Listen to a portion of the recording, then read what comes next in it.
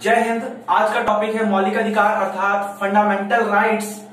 आज हम लोग जानेंगे अपने संविधान के भाग 3 को, आर्टिकल 12 से 35, अनुच्छेद 12 से लेकर 35 तक हम लोग आज पढ़ेंगे।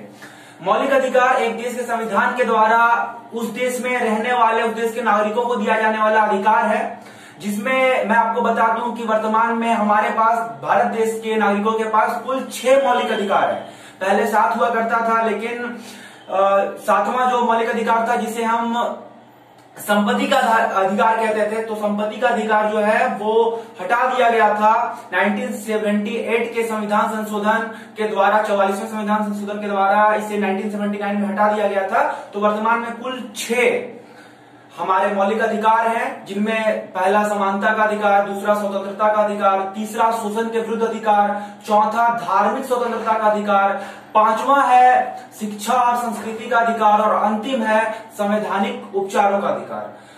भाग 3 में इनका उल्लेख है। पार्ट 3 में इसे लिया गया है यूएसए से, अमेरिका के संविधान से इसे कॉपी पेस्ट किया गया था। साथ ही साथ अमेरिका में मौलिक अधिकारों को मैग्ना कार्टा कहा जाता है। तो भारत का मैग्ना कार्टा या फिर भारत के संविधान का मैग्ना कार्टा भाग 3 पार्ट 3 को कहा जाता है, जिसका जो आर्टिकल 12 से लेकर आर्टिकल 35 तक है। ठीक है, तो बात कर रहे हैं हम लोग मौलिक अधिकार फंडामेंटल राइट्स का। तो ये लिया गया है कहां से?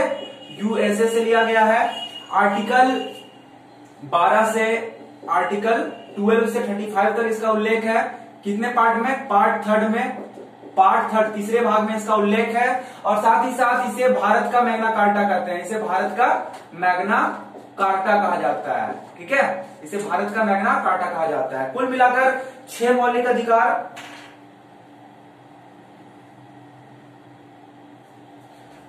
कुल मिलाकर 6 मौलिक अधिकार हैं, जिनका जिक्र आर्टिकल 12 से लेकर आर्टिकल 35 तक है। तो आइए हम लोग पॉइंट बाय पॉइंट पढ़ते चलते हैं भारत के मौलिक अधिकारों को, हमारे मौलिक अधिकारों को। यह आवश्यक हो जाता है कि हम जिस देश के नागरिक हैं और उस देश के नागरिक होते हुए हमारा एक कर्तव्य बनता है कि हम अपना जो मौलिक अधिकार है उसे जाने, उसे अच्छे तरीके से समझ लें। ठीक है, तो आइए हम लोग फंडामेंटल राइट्स पढ़ते हैं। सबसे पहला आता है आर्टिकल 12।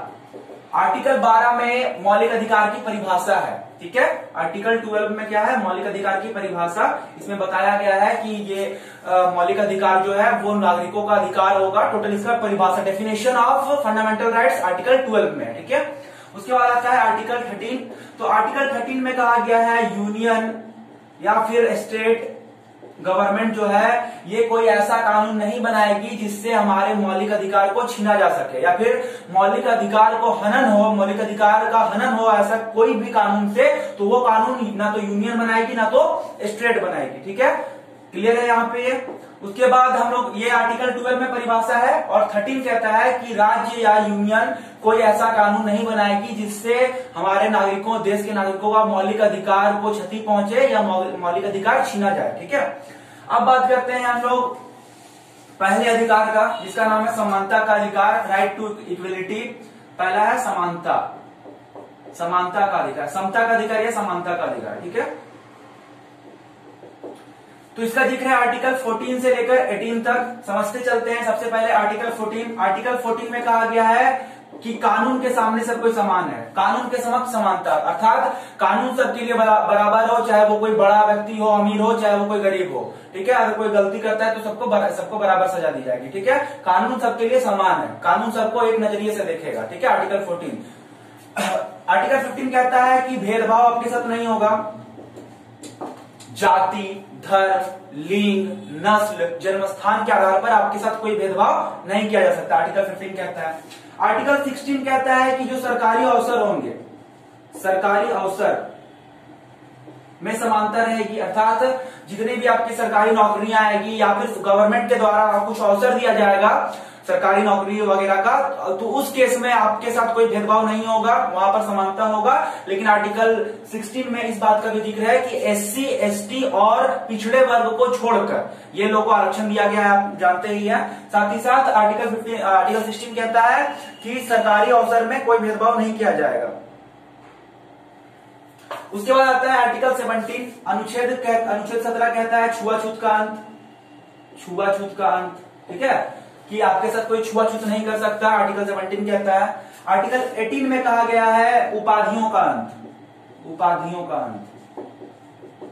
अर्थात जैसे पहले भारत के राजा महाराजा जो शासक होते थे वो राजा महाराजा धीराज, सम्राट, चक्रवर्ती वगैरह का उपाधि लेते थे, ठीक है।